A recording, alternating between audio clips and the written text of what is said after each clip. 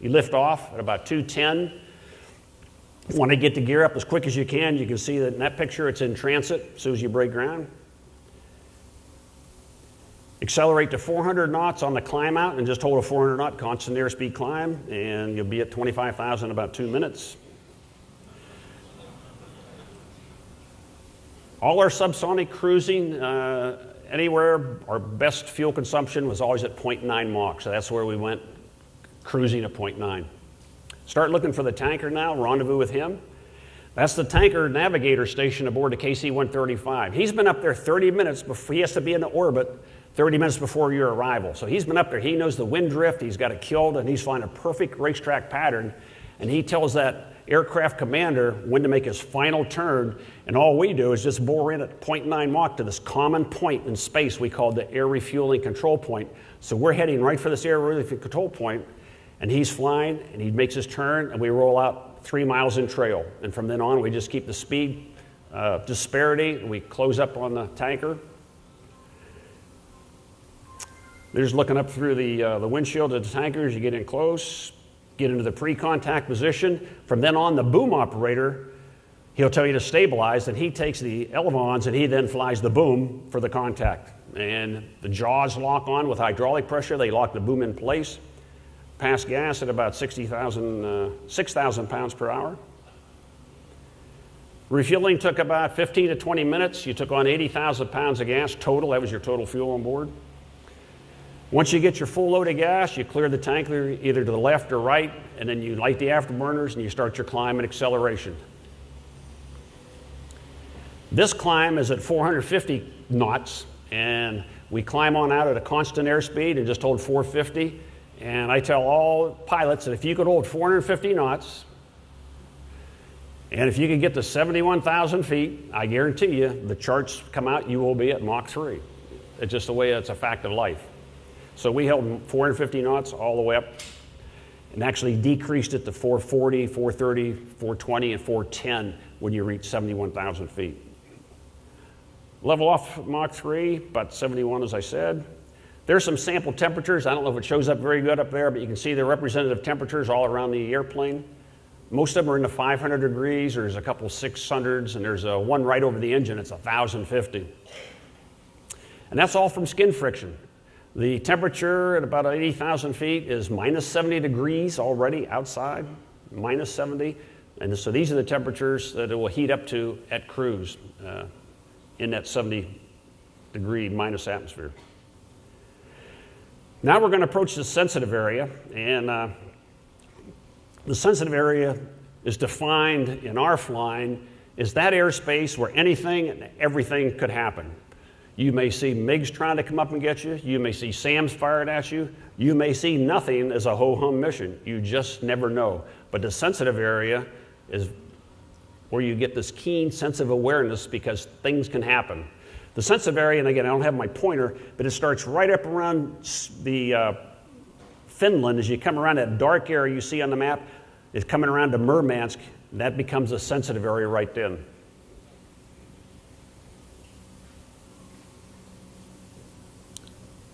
As you enter the sensitive area, all our sensors and the Astro Tracker, the ANS, that's our navigation system that triangulates off the stars and looks for the stars, it has to be working 100%. If they weren't, you abort and come home.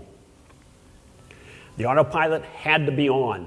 You cannot humanly fly the airplane smooth enough where you won't degrade the imagery if you try to hand fly it. So we always had a hard requirement that when the sensors were working, you had to have the autopilot on.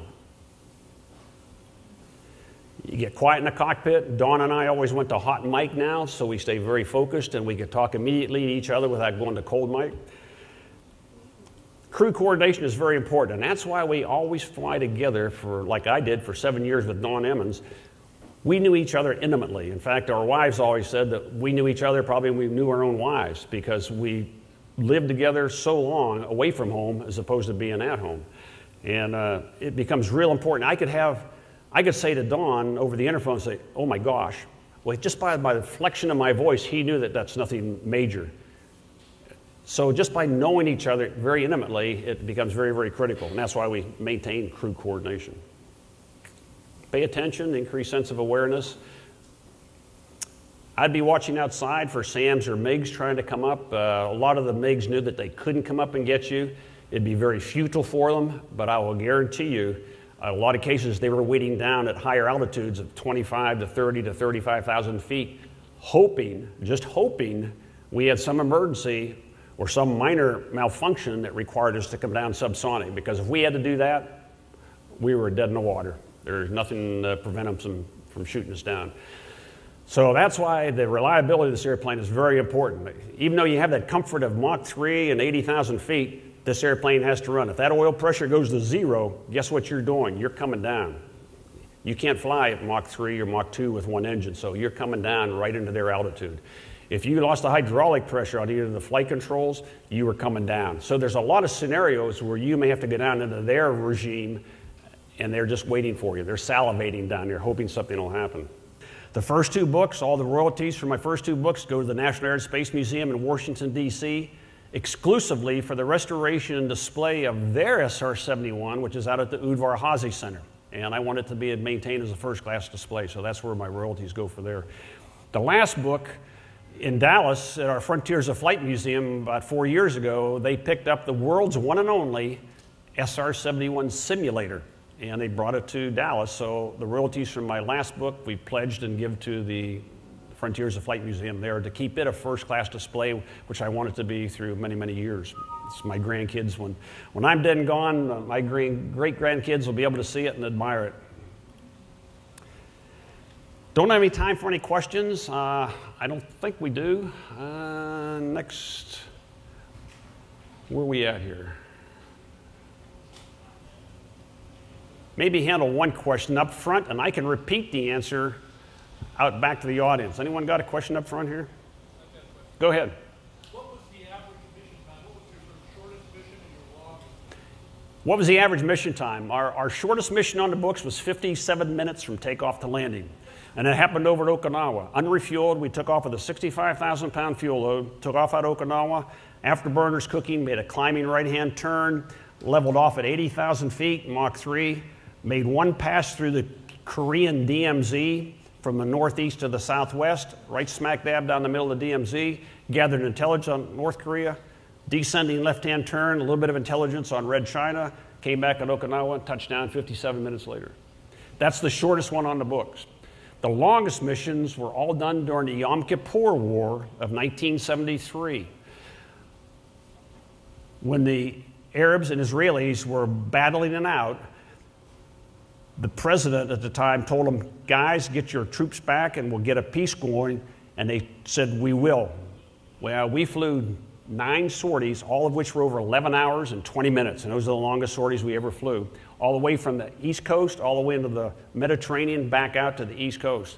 That product was delivered directly and hand-carried right to the president, and it brought, over a 4-day period of getting the photography, he said, look, both you countries are lying. We know where your troops are at and where your tanks are at. I told you to move them back. And that started the Arab-Israeli peace accord over there. And that's probably one of the most influential missions that we ever flew that actually had an impact on the whole world and the possibilities of what could happen from that. So that's our longest and shortest. A little bit over 11 hours and 20 minutes, and 57 minutes is the shortest. I'll take one more. Up front.